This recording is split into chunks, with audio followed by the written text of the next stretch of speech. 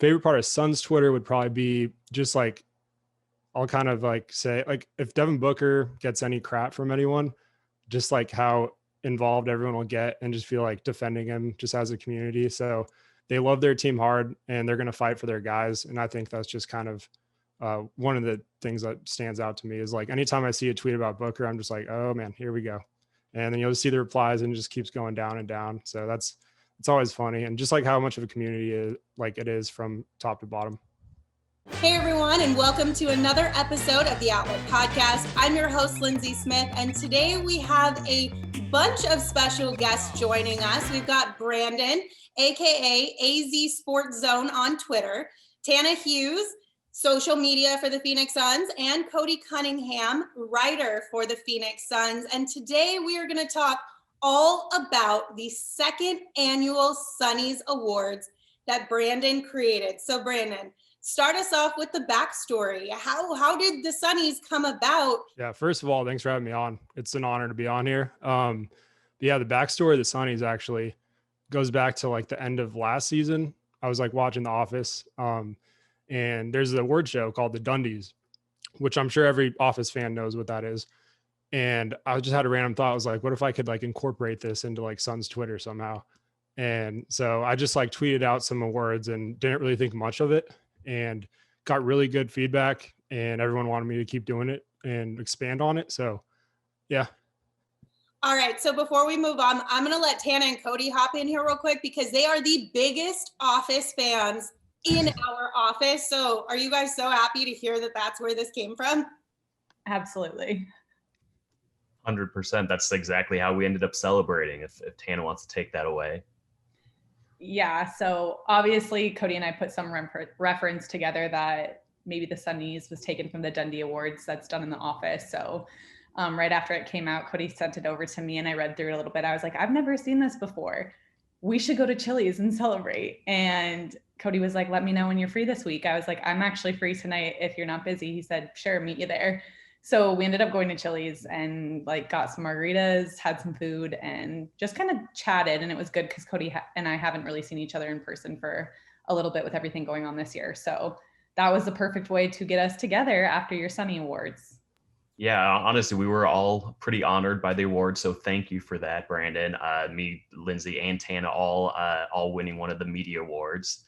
You guys deserve it. So thank you. I appreciate it. And with that, like, if there was a fan out there that didn't get a Sunny Award, what does that fan have to do to get one next year? Honestly, it's tough. Like, I know I excluded so many like fans because it's like, I'm just one person. I'm not in every single circle. I can't include everyone obviously, but I tried to do it my best. I would say just try to engage as much as you can with the group I mentioned and just kind of find like a niche or something in Suns Twitter. But yeah, there's so many good accounts that I left out. So if you're excluded, it's not personal, I promise. But yeah, I'll be on the lookout next year. Yeah, I mean, there's so many great fans on Suns Twitter. It's kind of hard to know each and every one, let alone narrow it down and hand out some awards. So what does the back side of this kind of look like as far as voting? Who votes? Who nominates? Like, what does that look like? So a lot of it was just like sort of reaching out to like the circle of Suns fans I know, and just like through DMs and stuff, just saying, who do you think would be good for like this award or category, whatever. So it wasn't like any like crazy organized process where it's like, ballots or anything like that. But it was just like a lot of behind the scenes stuff and just kind of just like knowing the Suns community as I do and like being connected, just kind of picking who I think would also rep the award properly. No, I mean, overall, it was an extremely comprehensive list. And like, I give credit to you because you hit so many of the top accounts that, I mean, we, running the accounts, we're constantly going through these tweets and laughing at them. And it kind of just shows how great Suns Twitter is. And, whether I was working for the team or not, it's a community that I would just love to always be a part of just as a diehard fan. It shows the collection of just this random group of people that have one commonality, and that's Suns fans. Yeah. Brandon, I have a question. Do you live locally? Yeah, I do. I'm out here in Phoenix. So backing off what Cody said, like the community is so great between Suns fans on Twitter. Do Do you guys ever meet up in person, or have you become really close friends with anybody else that's a Suns fan? I haven't met anyone in person yet, but we've been like talking about doing like maybe like a Suns Twitter gathering or something at like a game. Obviously, it's going to be on delay for a little bit with everything going on, but I'm sure eventually we can have like a Sunny's official like meetup or something. That'd be fun.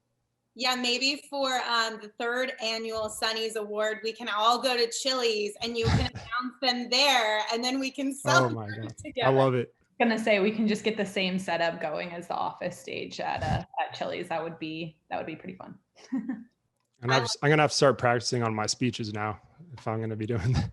Yes, absolutely. Okay, so what I want to do real quick, I think this one would be kind of fun, is for all of us to kind of go around the room and pick what our favorite award / recipient was.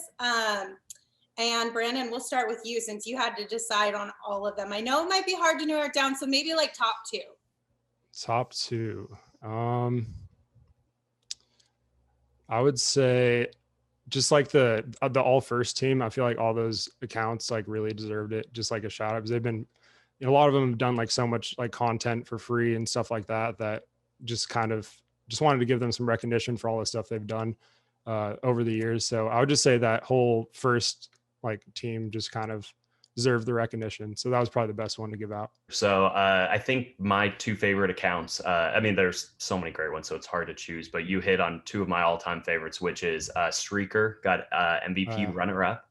And Streaker, he's one of the most clever Twitter accounts I've basically ever seen, where he represents Suns Twitter, but almost on like a higher level, because he is so clever and so quick-witted. He's almost gone viral enough where he's kind of part of like the larger NBA Twitter. And so Suns Twitter's kind of chosen him as the representative at like the NBA Twitter level. So it's kind of cool to like have him there.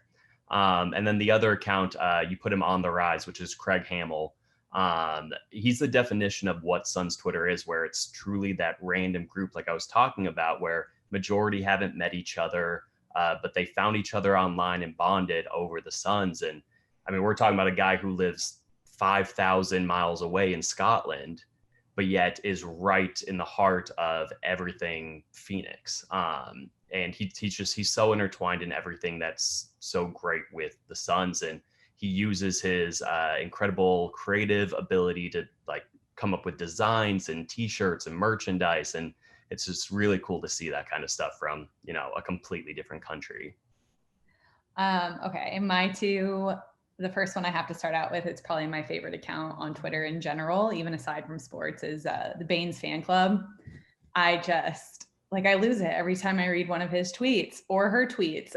Again, that's one thing Cody, Lindsay, and I have all talked about, is the people behind the Twitter accounts. Like, it makes it even more interesting when you don't know who is running that account. And I don't know if they've ever brought themselves forward, but whoever they are, they're my favorite Twitter account.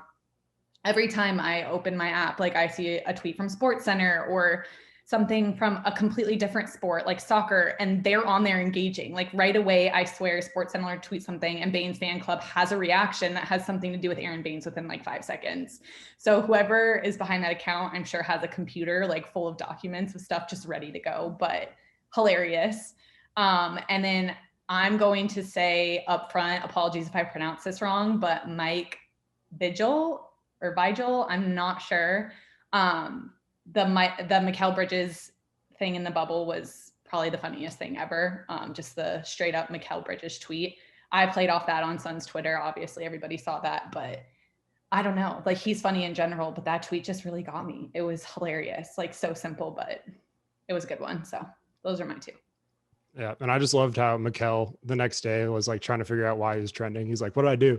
Oh yeah, that was hilarious. He's so active on Twitter too, so it was even more fun that he got involved in that conversation. So yeah, that was funny. I think the funniest part was that he was like, at first he was like, am I in trouble? Why am I viral? Like, what did I do wrong? I just think it's funny that every time somebody goes viral, they think it's always like negative, but this one was just such a random, like, innocent, sweet thing that Suns Twitter just decided to make happen. And I loved that so much. That was probably one of my favorite things that came out of the bubble. Well, there were a lot of really good ones, but it was up there for sure. So my favorite is the OG, John Bloom, because Bloomer and I go back so far. Bloom was one of the first people to give me a job out of college, which led to a couple other jobs, which ultimately led to me landing this job with the Suns. So shout out to John Bloom for always being a supporter. And I also just think that he brings really good conversation to the Suns space through his radio show, through social media, everything. He's always got a really good way to move that conversation forward. And I think he's honest, but I also think he's more optimistic than pessimistic. And I really appreciate that about Bloomer. And then second is Mike Vigil again and Sam Cooper for the best podcast. Shout out to you guys. I was on their podcast and they do really good work. I'm not going to lie. I love listening to them. I love joining them. But I will say, Brandon, now that you've been on my podcast, can I get nominated for next year's Sunny's Awards at least? Yeah, you're definitely in the running now. I think you're a favorite since you invited me on. So Yes. I see what you're doing here. That was the whole purpose of this. Yeah. No, I'm just kidding. Okay, so while we've been able to talk about the Sunnies and that's cool and everything, Brandon, I want to know a little bit of your backstory, because as Tana mentioned with the Baines fan club, we still don't know the face behind that Twitter account. This is the first time we've gotten to see the face behind your Twitter account. So take us back. When did you become a Suns fan? What's your favorite Suns memory, and how did you start your Twitter presence?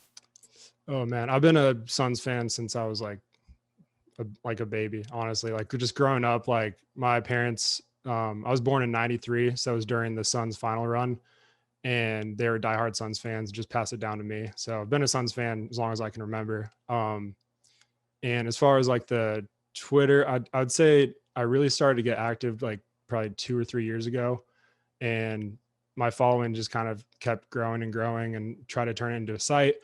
And ended up Bright Side of the Sun reached out to me, asked if I wanted to write for them. So I've been doing that lately. Well, obviously the bubble run was insane. And like the Devin Booker game winner, that's like the recency bias. Just like the Nash era in general, I think that's really what that's why this team has so many like loyal diehard fans. Is just like going through that team was just so likable, and just like the underdog mentality. So just growing up watching that team, like was just, we were so spoiled and we had no idea. But I would say just the Nash days, honestly. Cody, Tana, you guys got a favorite Suns memory? The Tim Thomas 3 in the playoffs is definitely one that's always gonna stick with me. But kind of like what Brandon said, there's just so many. I mean, growing up a Suns fan, it was Sean Marin, it was the Matrix that made me a Suns fan, and just kind of all took off from there. Once having that era of Nash, Amari, and Sean was just such a cool thing to grow up in, and it's the reason why I'm a Suns fan till I die. Being born in the Valley, I always followed the Suns, but was never like a big basketball fan. I always enjoyed the sport and loved it in high school, but obviously all my favorite memories have been since I started working for the organization. Just some little ones I can think of, especially with you, Lindsay, and this is going to be one you're going to laugh at, but just during games, like when we'd sit on the sidelines, like always being told like, or if you're sitting on the sidelines, you shouldn't have reactions to certain things. And then someone would hit a game winner, and we would just go crazy on the sidelines and cheer and stuff like that. And it was just fun. Like the energy in games is like nothing I've ever experienced before.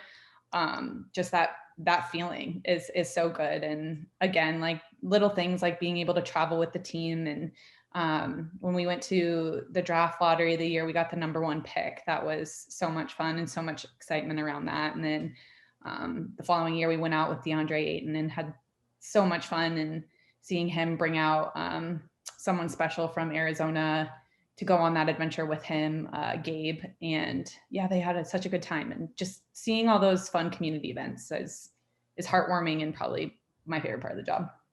All right, Suns fans, I think we can all agree 2020, we've got enough problems in this world, and bullying should not be one of them. So here's the deal. Parents and kids can address the issue of bullying in different ways, but we can all work together to help stop bullying. For more tips and information, head to muststopbullying.org. Going back to your initial comment about cheering on the sidelines, it's not like crazy cheering, but it's a little bit rowdy from time to time when Tana and I get to sit next to each other, but it's kind of hard not to. I mean, even whether you're a fan or working for the team, like ultimately you want these young men to succeed in life. And when they're succeeding in something they've put so much time and energy into, it's hard not to be excited and happy for them. And I think that's why Suns Twitter has been so much fun over the last few years, is that you get to see how these fans, regardless of what's happening on the court, you can really tell that these fans truly care about these Suns players and the people on our team and in our organization. And I think that's really cool. So let's go in a reverse loop. Tana, you can start this one. What is your favorite thing about Suns Twitter? So I didn't really get involved in Suns Twitter probably until mid this past season. The way that they've just made me feel like so loved about my job. Obviously in this job, there's sometimes you'll post something and you'll feel like it's super successful and probably doesn't get the engagement or the response that you thought it would, and things along that line. I mean, we work all the time and we're just trying to, please a huge audience. We're trying to reach people in Arizona, all around the country, and even like all around the world. We want to bring everybody in-house to be a Suns fan. And I think one of the things that has made me feel most comfortable is all of those fans have kind of started coming to my personal platform, and I'll get DMs, hey, like, I know there's a lot going on right now, but I just want to let you know you're killing it. And all the responses I got after the stuff that we did in the bubble, it was just super sweet. Like, I haven't had a group of people reach out to me like that before, and it made me feel super loved. And it also showed me how many people are truly Suns fans and care about this team and this organization. And that was really heartwarming to me. And I mean, I hope I keep getting to engage with them and, learning about new Suns fans that are on Twitter, because I feel like there's a lot that I've gotten to know, but still a huge part that I haven't tapped into yet. So that's probably my favorite part. Yeah, for me, I think it's just how these fans show up. They show up 82 games a year, and through the glorious highs or the devastating losses, like, these fans are always there. And I mean, it's the Arizona fans, it's the fans around the country, the fans, in Scotland and around the world, that they just come together and they're just engaging with each other, engaging with us, and just enjoying Suns basketball. And it's just one of the coolest things to watch, when it's just the most random group of people, but it's every single night, every single move that makes, they have a comment on, and it's just cool to see that voice out there. And I think that's, credit to Twitter in itself, where it gives all those people the voice. And it's nice to have representation, no matter what's going on. Yeah, I have a couple things. I just want to shout out the Suns social staff, like top to bottom, because you guys killed it during the bubble. Like, you guys were doing great before that too, obviously, but during the bubble, like, the national spotlight was on them. And it was just tweet after tweet. You guys were just killing it. So that was awesome. I don't know who did better, the Suns or Suns Social. Like, it was great. But favorite part of Suns Twitter would probably be just like, I'll kind of like say, like, if Devin Booker gets any crap from anyone, just like how involved everyone will get and just feel like defending him just as a community. So they love their team hard and they're going to fight for their guys. And I think that's just kind of one of the things that stands out to me, is like, anytime I see a tweet about Booker, I'm just like, oh man, here we go. And then you'll see the replies and it just keeps going down and down. So it's always funny. And just like how much of a community it is from top to bottom. Yeah, I really think that we need to make this third annual Sunnies Awards in person, if we're able to at the time, because it would be really fun to get everyone together in the same room and just share some of the same stories and favorite memories and things that we're having conversations about now. So maybe we'll have to make that really come to fruition next year if we're allowed to have bigger gatherings again. Okay, so the last question I have is best social interaction. So this could be you helped a fan across the pond maybe get a bobblehead that they weren't able to come and get because they live across the world. Or maybe it was a newfound friendship that you guys bonded over a specific tweet on, and now you guys are constantly in each other's DMs, having good conversation. So Brandon, I'll start with you, unless it's putting you on the spot. If you need some time to think, you can pass it to Tana or Cody. I might have to think on this for a second. So okay, I'll Tana, do pass you it. want to start us? Yeah, I'll start. I'm going to split this into two and do it from my personal and from Sun's Twitter. Sun's Twitter, the best interactions is just when you can engage with a fan and kind of help them out. As a social team, we kind of made it a priority. About a year ago or 2 years ago, we started this where if a fan would come, in a reply and say, oh, I can't afford tickets to tonight's game or things along that line, we'd always kind of step in there and help where we could. So it was the power of being able to control a platform, but also, still take those fans into appreciation and, bring them out to a game or send them a gift, or if they don't live locally or they live out of the country, being able to engage with them that way. And, I think that was probably one of my favorite parts about being on Sun's Twitter, is just being able to give back to people in a very specific way. For my personal, that's a really good question. I mean, I've had a lot of DMs of, especially girls. I love when females DM me and kind of ask me about my job and my career in sports.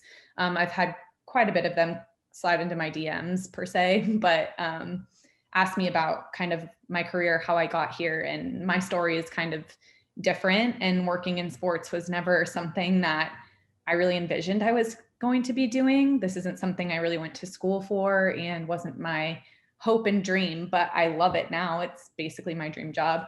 But just being able to talk to them and kind of give them advice and be a mentor to females trying to get into the sports industry, that's probably been my biggest highlight. I don't have any connections right off the top of my head, any certain people, but there are a lot of them, and it doesn't go unnoticed or unappreciated.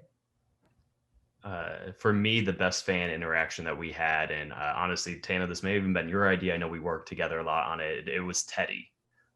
Teddy, for those who don't know, he was a 6-year-old boy in the Valley who invited his whole class to his birthday party, and no one showed up. So truly a really sad story for this little guy. But with the power of social media, not only were we able to find out about him, but we were able to extend an invite for him to come and celebrate his birthday with us. And it was just a really, really cool experience where, he was able to come to a game. We got him a jersey. He got to go down courtside and meet some of the players. And it was just really, really cute stuff. And it was just nice to be able to, bring a smile to a kid's face, especially after the scenario that happened to him. That was the power of social media. I love Teddy. Yeah, well, it's going to be tough to top that, but I have done a couple like giveaways like on my account, and just like the winners I selected just like DM me saying like they're so like grateful for whatever it was, whether it was like a Sun shirt, like an autograph picture, like tickets, stuff like that. So I've done that a few times and just gotten really good like messages back. And then just in general, just people reaching out saying like they appreciate all the work I do and stuff like that. It's always nice to hear, and just that people are taking notice of like all the work you put in. Yeah, I think for me, my favorite interaction was there was an art teacher from Maryvale High School who had tweeted out a photo that one of her students drew of Devin Booker. And it was a really, really well drawn photo. Or I guess art, not photo, but you know what I'm saying. And I didn't see it for a little while, but then everyone on Sun's Twitter was like tagging me in it or DMing it to me saying, hey, can you help this teacher get this student out to a game, or anything to kind of support this young kid's passion for art and obviously basketball. So we were able to work internally to get that young man out to a game. I think it was his first game he ever came to. He got to bring his family. And again, shout out to Sun's Twitter, because I wouldn't have seen that without Sun's Twitter making sure that I had seen it.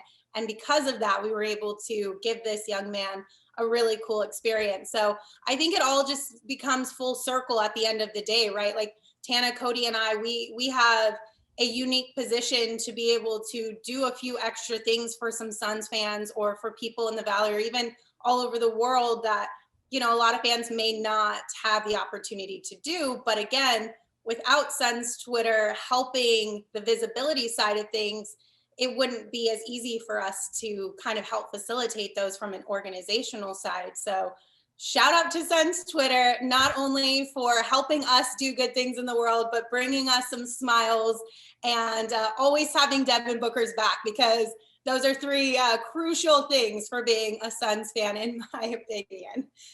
Brandon, thank you so much for joining us today. Before I let you go, is there anything else that you want to leave us about Suns Twitter or your life, or what you're looking forward to in terms of the next season? First, I just want to give a shout out to Kellen Olson, the MVP. I feel like I'd be remiss if I left him off after talking about the Sunnies. So shout out to Kellen. He's awesome. But yeah, if anyone's just trying to get into Suns Twitter, if you're watching this and you don't know what it is, then just go check out my account, AZSportsZone. It has the Sunnies link on there, and just it's a good place to start if you just want Sun-centric news and just good accounts. I can't vouch and say you'll love every single one I posted there, but just it's a good place to start. So yeah, if you're interested in joining, check it out.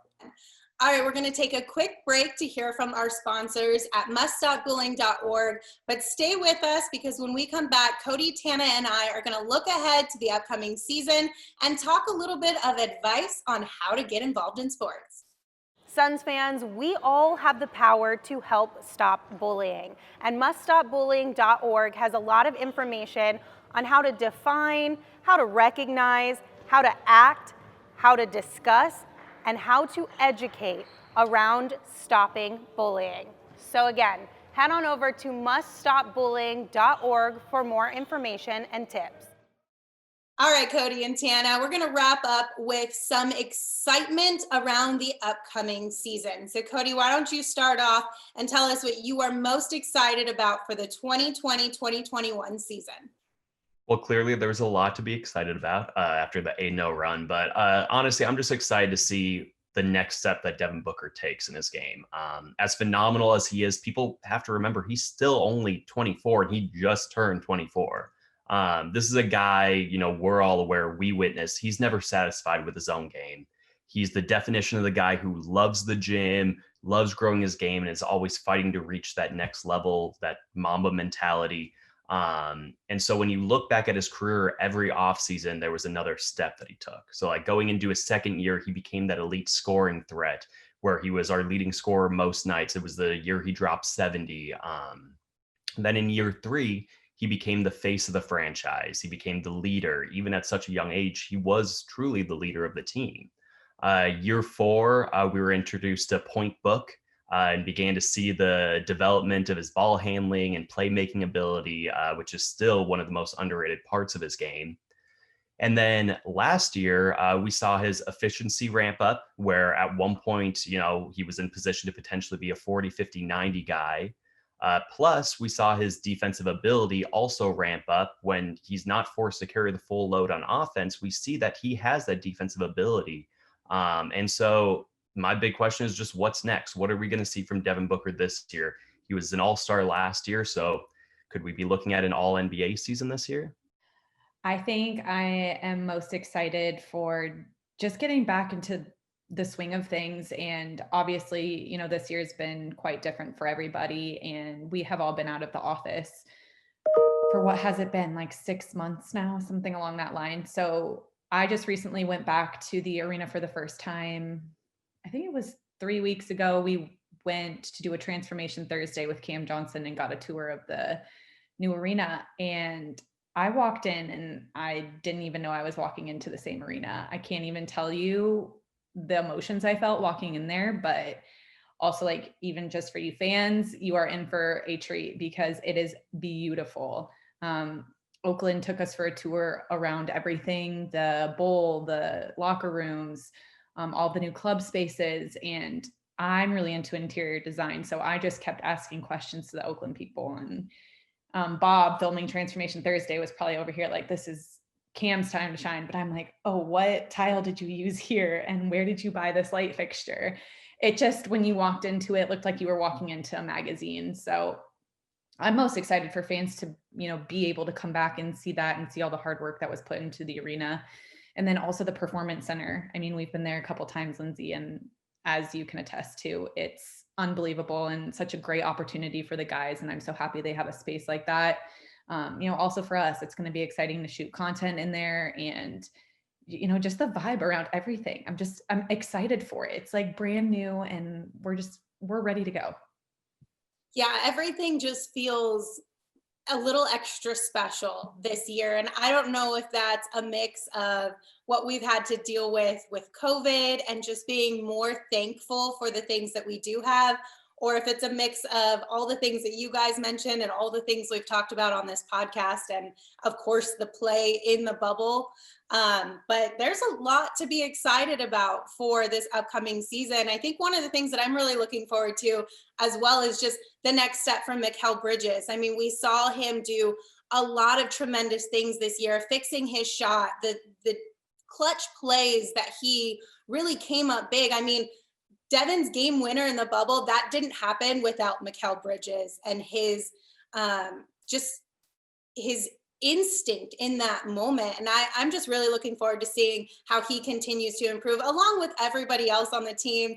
And of course, just in general, there's, again, so much to be excited about. So the last thing I have for you guys, this one's always a big one, and I know that you guys get DMs and messages about this all the time, but advice for getting into sports. What is your biggest piece of advice for people who are looking to make a career out of sports? Tana, you can start. Sure. Again, as I mentioned earlier, sports wasn't, I guess, in my vision when I was in college. I went to ASU and went to the Walter Cronkite School of Journalism. I think at the time I wasn't really sure what I wanted to do, as most college students don't. But this wasn't it.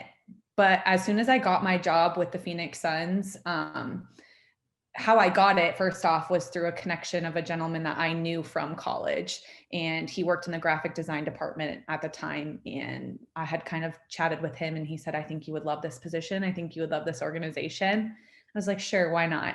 So I applied for the job, and ever since I've been here, I mean, I really couldn't imagine not working in sports. And I think just the best advice that I have to anybody is network. And that's kind of what I've learned the most through this is, without him, and just like without the knowledge of the organization from him, I probably would have never known about this, nor would have really had the opportunity to get in with an organization like the Suns.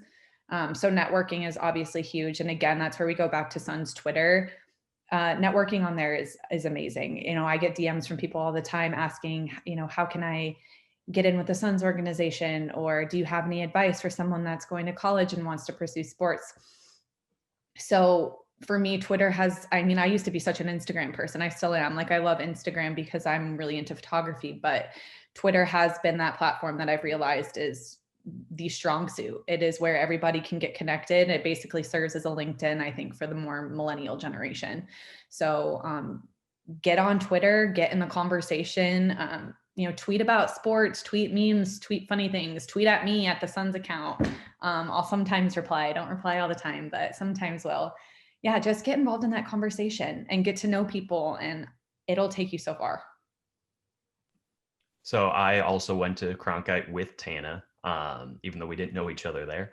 But opposite of Tana, my entire life, I've always wanted to be in sports. I just never knew specifically what I wanted to do in sports. So my best advice to anyone who wants to get into it is take all the opportunities that come your way. One, because there's not this endless supply of jobs in sports. And two, because just getting your foot in the door and making those connections, like Tana was talking about, networking, it's truly key.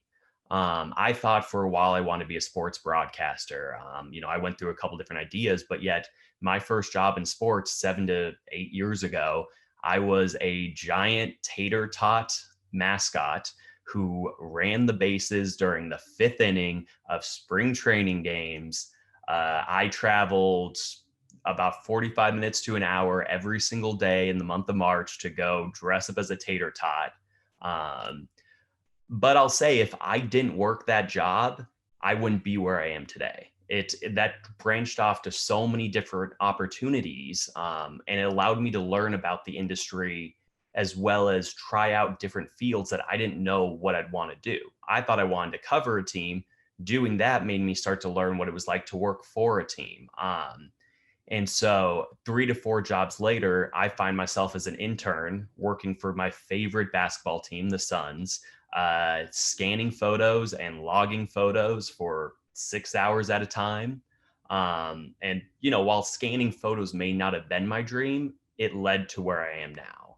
And, being a tater tot led me to where I am now. And I'm living the dream now. I'm doing exactly what I want to do. And it was just one of those things of taking all those opportunities that may come your way, just because you don't know what the next opportunity is going to be. And you don't know what that job could lead to, who you're going to meet, where they're going to go.